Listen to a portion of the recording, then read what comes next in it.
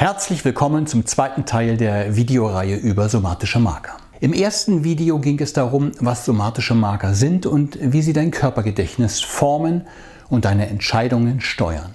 Den Link dazu findest du unter dem Video. Jetzt geht es darum, wie diese somatischen Marker dein gesamtes Leben beeinflussen. Von alltäglichen Entscheidungen bis hin zu tiefgreifenden emotionalen Reaktionen.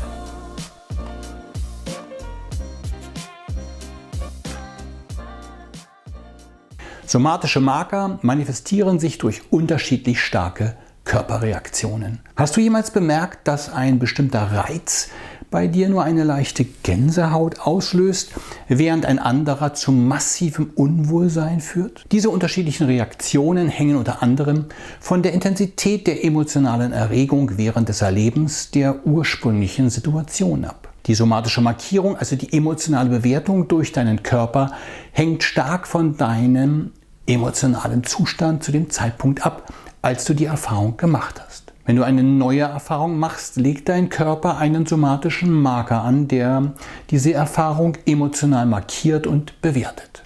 Der ursprüngliche Erregungszustand deines Körpers während dieser Erfahrung hat einen maßgeblichen Einfluss auf die spätere Körperreaktion.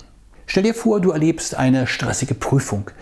Während dieser Prüfung kommt es dazu, dass dein Körper extrem angespannt ist, dein Herzschlag beschleunigt sich, du fühlst dich nervös und dein Magen fühlt sich flau an. Diese intensiven körperlichen Reaktionen formen deine somatischen Marker, die in deinem Körpergedächtnis gespeichert werden. Zukünftige Prüfungen oder allein deren Ankündigung können nun bereits Stress auslösen.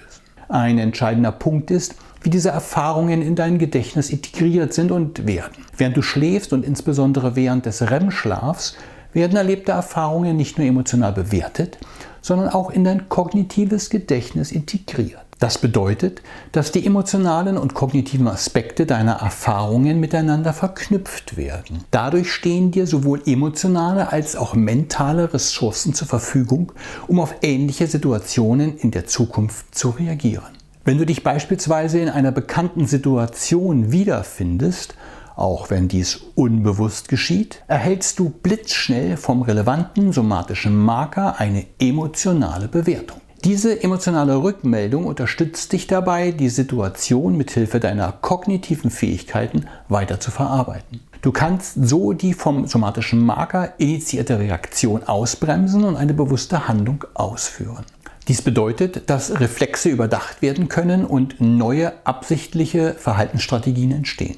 Doch was passiert, wenn das emotionale Erregungsniveau einer Erfahrung zu hoch ist? Manche Erfahrungen können unsere natürlichen Verarbeitungsmechanismen überfordern. In extrem belastenden Situationen befindet sich dein Körper in einem Zustand höchster emotionaler Erregung, einem Ausnahmezustand. Diese intensiven Erlebnisse können dazu führen, dass die emotionale Verarbeitung des Erlebnisses gestört ist. Wenn die geordnete Integration ins kognitive Gedächtnis unterbleibt, bleibt dein emotionales Erfahrungsgedächtnis unausgeglichen. Das bedeutet, dass deine somatischen Marker ihre emotionalen Bewertungen ungefiltert weitergeben, was zu intensiven Körperreaktionen in ähnlichen Situationen führen kann.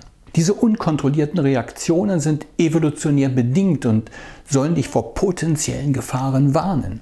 Eine starke emotionale Reaktion mit ebenso starken Körperempfindungen hilft dir, ähnliche gefährliche Situationen in der Zukunft zu vermeiden. Inwiefern diese Reaktionen hilfreich und somit funktional sind oder aber dein Leben belasten und einschränken, wird dann zu einer wichtigen Frage. Antonio Damasio betont, dass somatische Marker ein vollautomatisches, körpereigenes Bewertungssystem sind, das als Initialzündung für den Aufbruch oder als Alarm fungiert.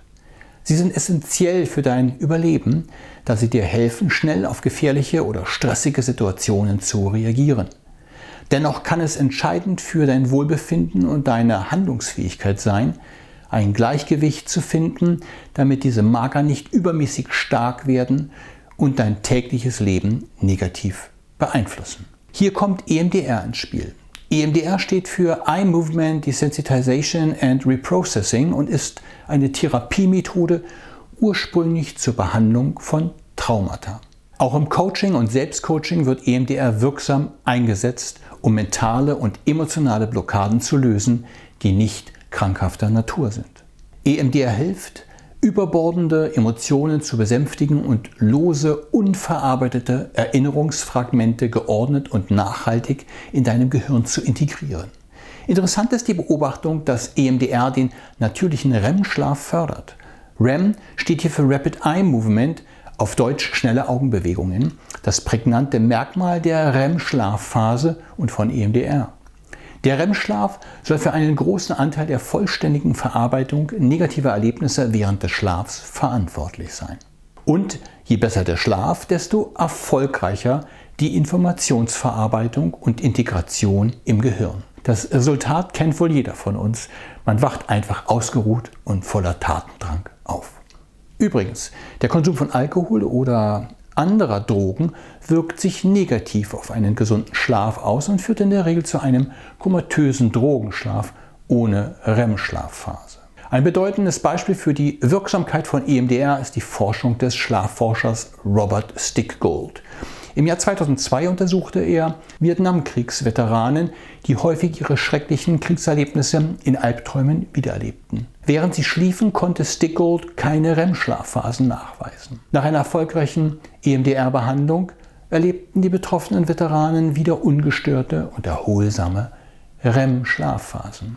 Diese Beobachtung lässt vermuten, dass es klare Parallelen zwischen den schnellen Augenbewegungen des REM-Schlafs und den bewusst im Wachzustand initiierten schnellen Augenbewegungen während einer EMDR-Intervention gibt. Die EMDR-Methode, mittlerweile weltweit angewendet, ist in der Regel äußerst hilfreich bei Verarbeitung schwer erträglicher Erlebnisse und Regulation somatischer Marker. Wie kannst du nun all diese Erkenntnisse für dich persönlich nutzen? Das verrate ich dir im dritten und letzten Teil dieser Videoreihe über somatische Marker. Darin werden wir uns damit beschäftigen, wie somatische Marker mithilfe der EMDR-Methode reguliert und im besten Fall aufgelöst werden können. Du findest den Link unter dem Video.